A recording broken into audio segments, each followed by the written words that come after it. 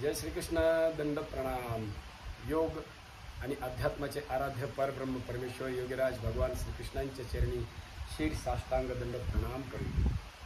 सर्व ऋषी परंपरेला हृदयपूर्वक वंदन, सर्व कृषी परंपरेलाही हृदयपूर्वक वंदन आणि सर्व योग आगंतुक योगप्रेमी सर्वांना गोकुळ गुगेचा प्रेमपूर्वक दंड प्रणाम. तर आज आपण बघणार आहोत आपल्या मानवी मेंदूचा चौथा भाग. त्याचं नाव आहे अमिगडाला. जो आपल्या भावना समजून घेणारा जो मेंदू आहे किंवा भावनांना प्रवाहित करणारा जो मेंदू आहे, त्या मेंदूचं आरोग्य आपण कसं स्वस्थ ठेवणार, तर त्यासाठी साधा सरळ सहज अभ्यास आहे.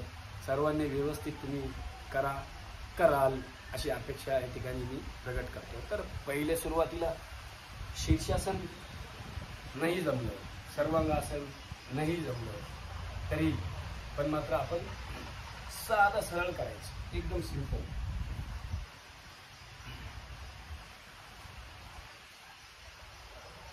ज्याला साधारण दंड, मिश्र दंड, वक्ष विकासक दंड असे वेगवेगळे नावं जरी असले, 12 दंडाचे अभ्यास आहे.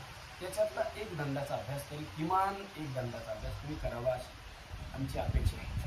1 2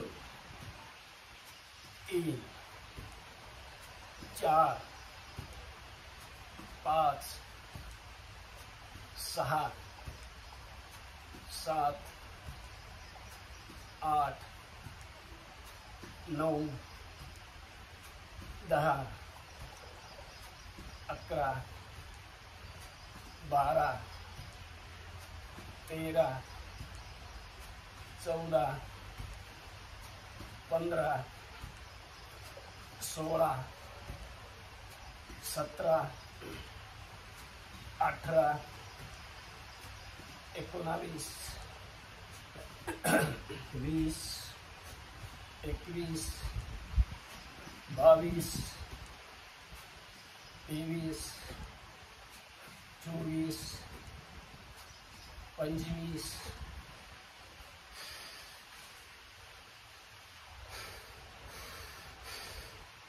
25 तरी दंड करा.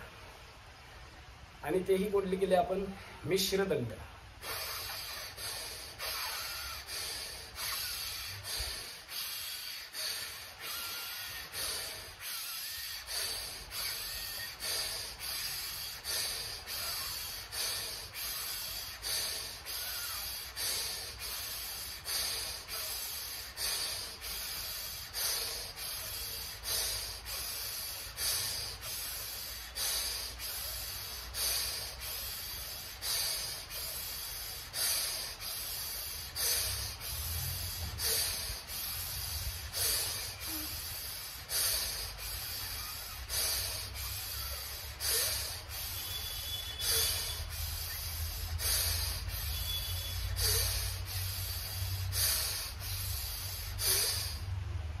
प्रथम भावना, कारण हा मेंदूच भावना समजून घेणारा मेंदू आहे. प्रथम भावना, भावनेकडून कुठं? स्मृती आणि स्मृतीकडनं कुठं? इंद्रिय.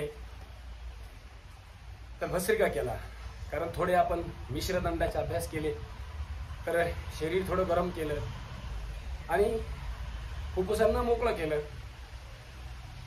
त्यानंतर तुम्ही छानसा भस्त्रिका प्राणायाम करू शकता.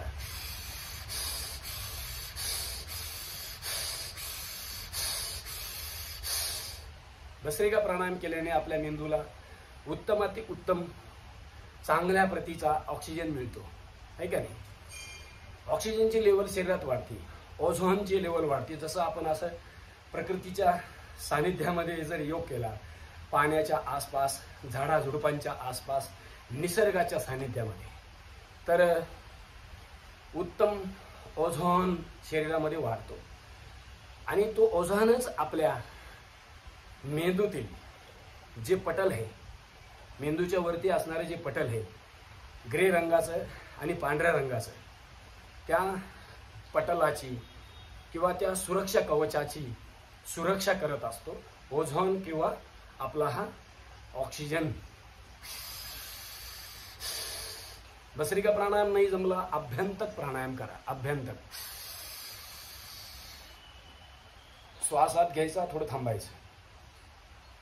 अभ्यंतक कुंभक, याला म्हणतात पूरक. पूरक करणे आणि थांबायचं आपल्या आपल्या यथाशक्ती. तन्मे मनाः शिव संकल्पमस्तु यथाशक्ती निरंतरम. ज्यांना शीर्षासन जमत नाही, सर्वांगासन जमत नाही, उत्तान पाद आसन जमत नाही, अर्ध हलासन जमत नाही, त्यांनी प्राण साधनेला जास्त महत्व द्यायचं.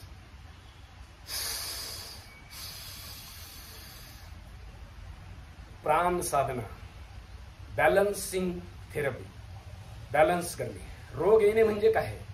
पंचमहाभूतांचं असंतुलन होणे म्हणजे रोग, आणि पंचमहाभूतांचं संतुलन होणे म्हणजे योग. रोग येण्याचे मुख्य हे दोनच कारण आहे. दुसरं कारण आहे अतिपोषण किंवा अतिकुपोषण. हे दुसरं महत्वाचं कारण. अतिपोषण, अतिकुपोषण. कुठल्याही गोष्टीची अति करणे, अतिरेक करणे, अतिवर्ज्य. योगशास्त्र आणि आयुर्वेदशास्त्र काय सांगतंय? अतिवर्ज्य करणे. अति नको, कुठल्याच गोष्टीची अति नको. आपण म्हणतो ना मराठीत, अति तिथे माती, आहे का नाही? 2 प्राणायाम केले आपण, भस्त्रिका किंवा अभ्यंतक कुंभक. आणि मग याच्यानंतर करायचं अतिशय महत्वाचा अभ्यास. त्या अभ्यासाचं नाव आहे, कारण हे ऊर्ध्व जत्रू, हे 4ही मेंदू कुठे येतात? आपल्या ऊर्ध्व जत्रू, गळ्यापासून वर.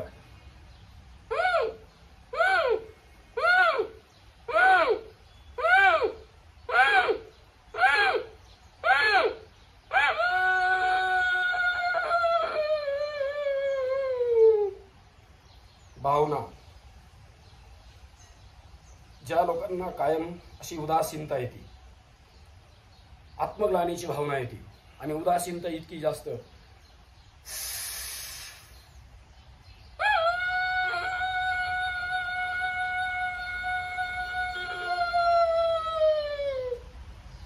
उज्जाई प्राणायाम. उदासीनता नको, डिप्रेशन, अवसाद, ह्याच मेंदूकडनं तो शरीरामध्ये ते व्याधी किंवा त्या संवेदना किंवा ते जे थेट विचार जे आहे किंवा त्या ज्या भावना आहेत त्या जात असतात आपल्या मेंदूकडनंच.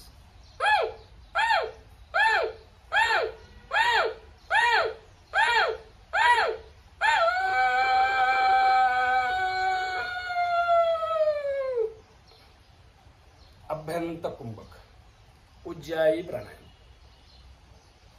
तिसरा प्राणायाम आपण करतोय अत्यंत महत्वाचा. पहिला भस्त्रिका केला, नंतर अभ्यंतक कुंभक केला, आता तिसरा करतोय आपण तो उज्जाई प्राणायाम. भरलेला श्वास डाव्या बाजूने सोडून द्यायचा. मग त्याच्यानंतर करायचं कर्ण रोगांतक प्राणायाम. कर्ण रोगांतक. श्वास घ्यायचा, नाक तोंड डोळे बंद करायचे आणि भरलेला श्वास बाहेर फेकण्याचा प्रयत्न करायचा, पण गाल फुगल्या जाते.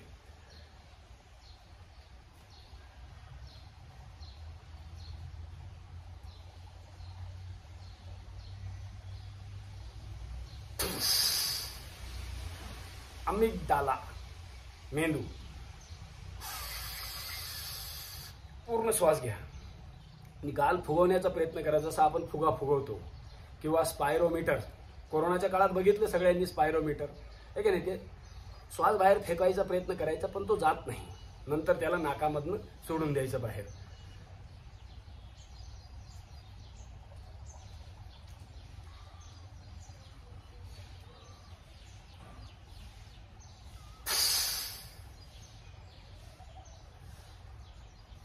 अमिगडाला म्हणजे ज्याला आपल्या ऋषीमुनींनी, साधू संतांनी प्रमस्तिष्कखंड असं नाव दिलेलं आहे. काय नाव दिलेलं आहे? प्रमस्तिष्कखंड. त्याच्यासाठी कर्णरोगांतर अतिशय महत्वाचा प्राणायाम आपण केला. कळाला नाही तर परत समजून घ्या. पूर्ण श्वास घेतला,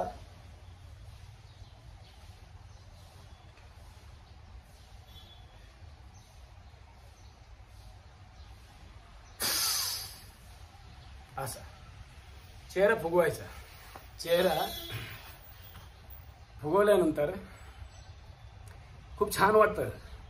मेंदूचे जे सेल आहे किंवा ते जे डिस्चार्ज झालेले सेल आहे ते चार्ज होतील आणि भावना शरीरामध्ये प्रवाहित होतील, आहे का नाही. आणि मग त्यानंतर करायचा अतिशय महत्त्वाचा अभ्यास. त्या अभ्यासाचं नाव आहे चंद्रभेदी प्राणायाम. चंद्रभेदी. सगळ्यांनी उजवी नाकपुडी बंद करायची, डावीने श्वास आत घ्यायचा बघा.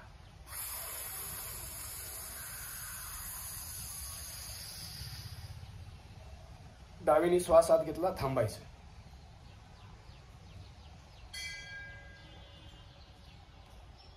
ज्यांना ज्यांना मस्तिष्कजन्य व्याधी आहे, मेंदूचे आजार आहे, हे न्यूरो प्रॉब्लेम आहे, त्या लोकांना बरेचसे आसन जमत नाही. मग प्राणायाम करू शकता ना.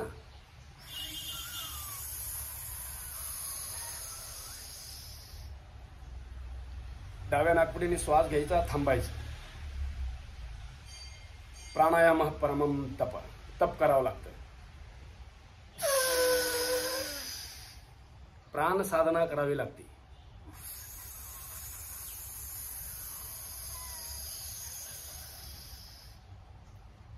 डावीने घेणे, थोडं थांबणे, म्हणजे अभ्यंतर कुंभक करणे आणि मग रेचक करणे. रेचक कधी करायचं, काय करायचं, प्रत्येकाच्या क्षमतेनुसार आपण आपलं आपलं करू शकतो. त्यानंतर पुढचा अभ्यास आहे शीतली.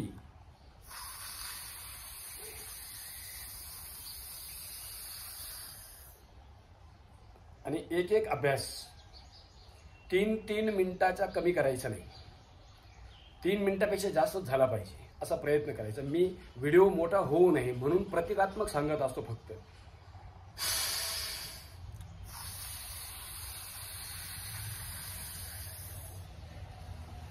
शीतली प्राणायाम.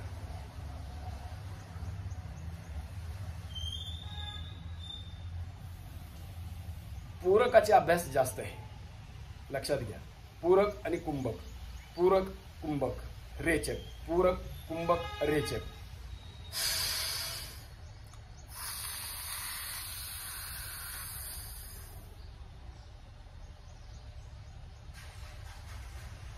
अमिगडाला हा जो आपला चौथा मेंदू आहे, प्रमस्तिष्कखंड, याला विशेष वेगळे जरी नावं असले तर आपल्या संस्कृतीप्रमाणे किंवा भारतीय काही परदेशी नावं जे नित्याने आपल्या भाषेमध्ये किंवा वापरण्यामध्ये येत असतात, बरोबर आहे का नाही. पण लक्षात हे ठेवायचं का आपण आपल्या चौथ्या मेंदूची नीटनेटकी काळजी कशी घ्यायची. जिथं आपला स्वभाव चिडचिडा बनतो, जिथं राग येतो, स्वभाव आपला हिंसक बनतो, म्हणजे साध्या भाषेत सांगायचं तर खूप पित्त खळबळतं. जेव्हा पित्त खळबळतं तेव्हा आपल्याला राग येतो. जेव्हा पित्त खळबळतं, आपण म्हणतो ना पित्त खळबळलं, तेव्हा आपल्या शरीर आपली एक भावना आहे ना, जी भावना, इमोशन्स हिंसक सुद्धा होत असते. मारामारी करण्याची भावना उत्पन्न होत असते, बरोबर.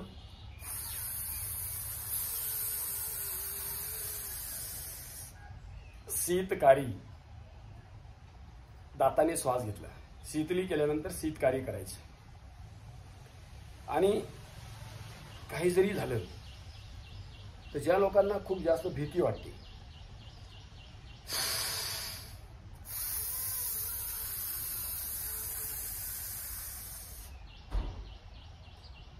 भय आणि चिंता जिथून जन्माला येते, भय आणि चिंता जिथून जन्माला येते, तो मेंदू म्हणजे हा अमिगडाला.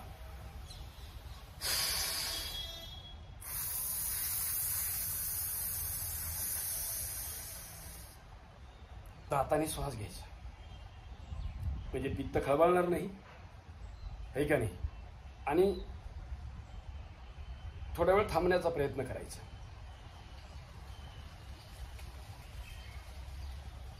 भावनेंना जोडणारे प्राणायाम, भावनेंना जोडणारा मेंदू. बिंदू सिंधूमध्ये समाहित होणे. पाण्याचा एक थेंब जसा नदीत मिळतो आणि नदी जशी जाऊन समुद्राला मिळते, बस तसंच आहे हा सगळा खेळ. कसा आहे? भावना, स्मृती आणि इंद्रिय. त्यानंतर भ्रामरी प्राणायाम. भ्रामरी बघा, बरेच लोक भ्रामरी प्राणायाम करताना खूप थोडी छोटी छोटी भ्रामरी करतात. बरोबर नाही, आहे की नाही. हात इथं नाही तुम्हाला ठेवून करता आले तर खाली ठेवून करा. भ्रामरी.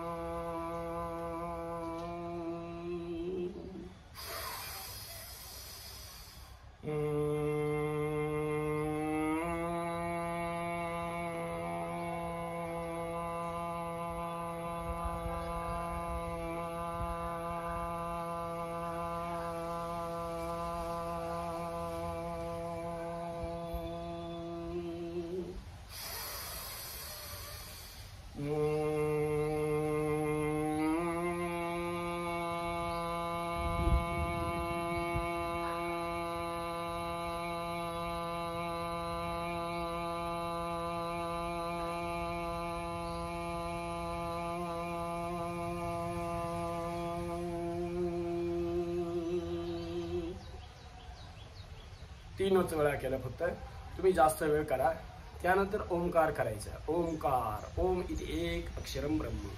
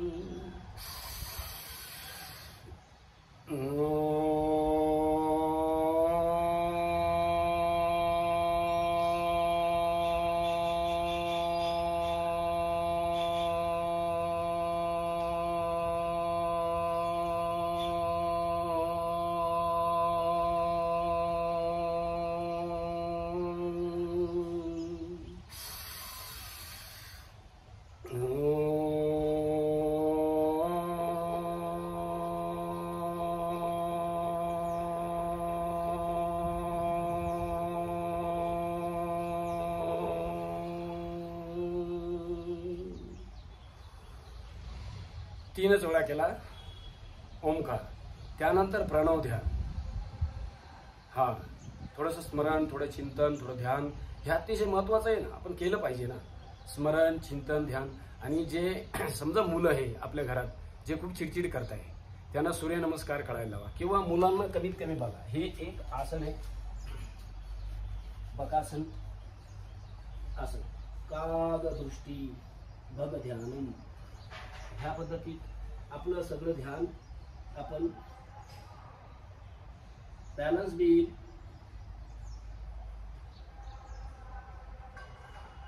कागदृष्टी भग ध्यानम. स्वान निद्रा अल्प आहारम. हे सोपं आहे. मुलांना थोडासा आधार घेऊन करायला लावायचं. मुलांना सांगायचं आम्ही थोडा सपोर्ट देतो, कर बाबा, काही का नाही. हे ह्या मेंदूसाठी किंवा आपल्या भावनेचा जो प्रवाह आहे त्या पवित्र प्रवाहांना प्रवाहित करण्यासाठी अत्यंत महत्त्वाचं. म्हणजे राग येणार नाही, चिडचिड होणार नाही आणि हिंसक वळण लागणार नाही. कुठलाही व्यक्ती असा अवसादात जाणार नाही किंवा सारखी उदासीनता येणार नाही. तर त्यासाठी माझी तुम्हाला सगळ्यांना विनंती आहे, आवडलं तर जरूर लाईक करा, शेअर करा. आणि तुम्ही आतापर्यंत भरभरून प्रेम दिले, असंच प्रेम पुढे देत राहा. जय श्रीकृष्ण. दंडवत प्रणाम.